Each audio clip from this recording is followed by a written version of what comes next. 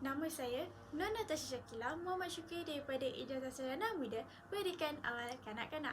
Saya dan kawan-kawan saya iaitu Rasina dan Farisha Nuliana akan memberikan beberapa tips penyediaan persekitaran pembelajaran kanak-kanak untuk ibu bapa dan penjaga bagi kanak-kanak yang berumur 2 hingga 4 tahun.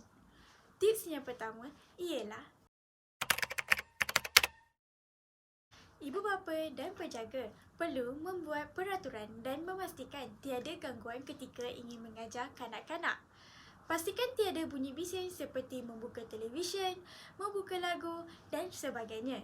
Jika membuat peraturan, kanak-kanak akan belajar mendengar arahan dengan baik dan mereka akan belajar untuk mendisiplinkan diri mereka. Tips yang kedua ialah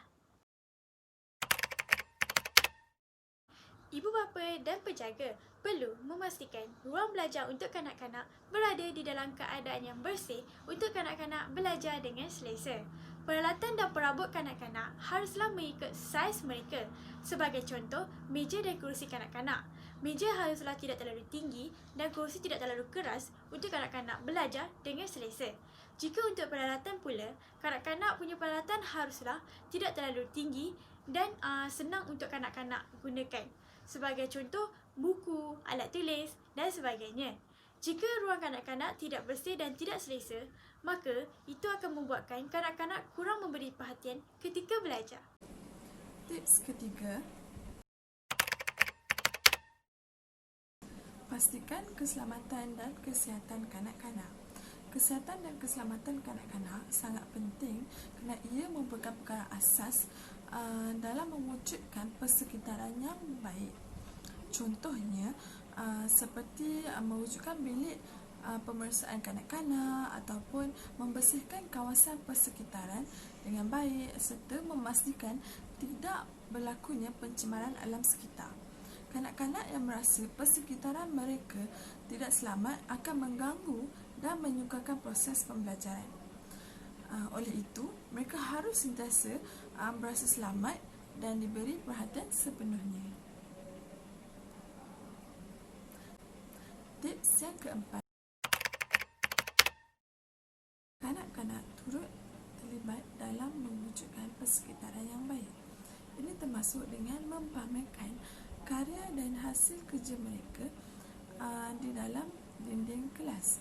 Keadaan ini mampu membuatkan persekitaran pembelajaran mereka lebih selesa dan menarik. Selain itu, mereka juga akan lebih menghargai hasil kerja mereka sendiri.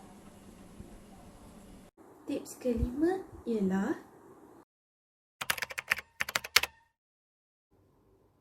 ibu bapa, penjaga dan pengasuh hendaklah sentiasa memberikan sokongan, dorongan, pujian dan tindak balas yang positif kepada kanak-kanak supaya kanak-kanak ini akan merasa lebih bersemangat untuk mempelajari sesuatu ilmu pengetahuan yang disampaikan oleh para guru, ibu bapa, pengasuh dan sebagainya.